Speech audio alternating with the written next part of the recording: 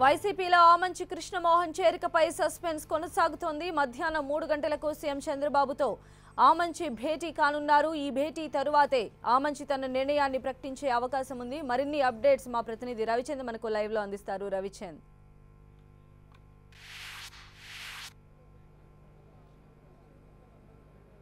సంధ్య, ఈ మధ్యాహ్నం 3 గంటలకు ముఖ్యమంత్రి చంద్రబాబుని చీరాల ఎమ్మెల్యే ఆమంచి కృష్ణమోహన్ కలవబోతున్నారు. ఏదైతే పార్టీలో తనకు జరుగుతున్న అవమానాలు కావచ్చు, ఈ మధ్యకాలంలో తాను తెలుగుదేశం పార్టీలో చేరిన తర్వాత జరుగుతున్న పరిణామాలన్నీ చంద్రబాబుకు వివరించాలనుకుంటున్నారు. ఇప్పటికే అనేక సమస్యలను పార్టీ అధిష్టానం దృష్టికి అనేక సార్లు తీసుకొచ్చినా ఇవి పరిష్కారం లేని పరిస్థితిని వారు గమనించడం జరిగింది. దాదాపు ఆయన మీద రాజకీయపరమైన కేసుల విషయం కూడా ప్రధానంగా ప్రస్తావించాలంటున్నారు. దాదాపు తెలుగుదేశం పార్టీ అధికారంలోకి వచ్చాక 44 కేసులు తన మీద పెట్టినట్టు కూడా అతను తన అనుచరులతో వాపోతున్నట్టు కూడా తెలుస్తుంది. 44 కేసులు కూడా ఇంతవరకు ఒక కేసు కూడా తీసేయని పరిస్థితిని కూడా ఆయన తన అనుచరుల వద్ద ప్రస్తావించడం జరిగింది. అదేవిధంగా అన్నింటిలో వివక్ష చూపుతున్నారు. టీడీపీ నాయకత్వం తన పట్ల వివక్ష కొనసాగిస్తుంది. జిల్లా నాయకత్వం కావచ్చు, అనేక విధాలుగా తన మీద ఓడిపోయిన పోతుల సునీతకు ఎమ్మెల్సీ ఇచ్చి అదేవిధంగా పార్టీలో ప్రమోషన్ కల్పిస్తున్నారు. ఆమెకు రాష్ట్ర టీడీపీ మహిళా అధ్యక్షురాల పదవి కూడా ఇచ్చారు. ఇది అడ్డం పెట్టుకున్న వారు ఆ నియోజకవర్గంలో అశాంతిని సృష్టిస్తున్నారని కూడా ఆయన తీవ్ర ఆరోపణలు చేస్తున్నారు. అదేవిధంగా తనకి ప్యారల్గా ఒక నాయకత్వాన్ని చీరాల్లో తయారు చేశారు.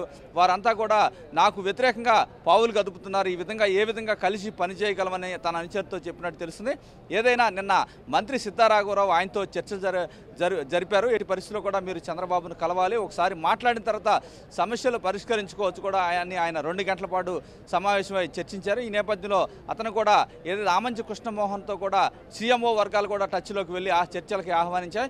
ఏదైనా ఎట్టకేలకు ఈ మధ్యాహ్నం 3 గంటలకు ఆయన వారితో మాట్లాడటానికి కూడా నిర్ణయించుకున్నారు. ఈ మధ్యాహ్నం 3 గంటలకు ఆమంచి కృష్ణమోహన్ వచ్చి ఏ విధంగా ఎందుకు తాను పార్టీ వీడుతున్నాను, తనకు జరిగిన అవమానాలేంటి, మీరు నాకు చేరినప్పుడు ఇచ్చిన హామీలేంటి, ఏ విధంగా జరుగుతుంది, నియోజకవర్గం అభివృద్ధి కావచ్చు, జిల్లా అభివృద్ధి కావచ్చు, ఎందుకు పట్టించుకోవట్లేదు, ఇవన్నీ అంశాలు తనకు ఎదురైన అనుభవాలు, తనకు ఏదైతే బాధ కలిగించిందో అంశాలన్నీ కూడా చంద్రబాబుకు చెప్పాలనుకుంటున్నారు. అదేవిధంగా పార్టీ అధిష్టాన వర్గం కూడా కొన్ని విషయాలు అయితే చాలా స్పష్టంగా చెప్తూ ఉన్నారు. ఆ మంచికి పార్టీలో ప్రాధాన్యత ఇస్తున్నాం, అనేక విధాలుగా ఆయన్ని మేమంతా కూడా చాలా గౌరవిస్తున్నాం. ఎందుకంటే 2014లో రాష్ట్రంలో ఇండిపెండెంట్గా ఇద్దరు గెలిస్తే దాంట్లో ఆమంచి కృష్ణమోహన్ ఒక వ్యక్తి, అతను వ్యక్తిగతంగా ఇమేజ్ గల వ్యక్తి, అందుకని అతను పార్టీలోకి తీసుకొచ్చాం. అతను ఏదడిగినా కూడా నియోజకవర్గ అభివృద్ధికి చక్కగా సహకరిస్తున్నాం. కానీ ఈ కావాలని ఎందుకు ఆయన మారాలనుకుంటారో మాకు అర్థం కాని పరిస్థితి ఉందని కూడా చెప్తున్నారు. ఏదైనా ప్రకాశం జిల్లా నేతలంతా కూడా ఈ అంశం గురించి ఇక్కడ అసెంబ్లీలో కానీ శాసనమండలి సభ్యులు కానీ ప్రకాశం జిల్లా వారంతా కూడా చర్చించుకుంటున్నారు. శాసనమండలి ఆయనకు అత్యధిక ప్రాధాన్యత పార్టీలో లభించింది, అయినా కూడా ఎందుకు బయటికి వెళ్ళాలనుకుంటున్నారో అర్థం కావట్లేదని కూడా వారు చర్చించుకుంటున్నారు.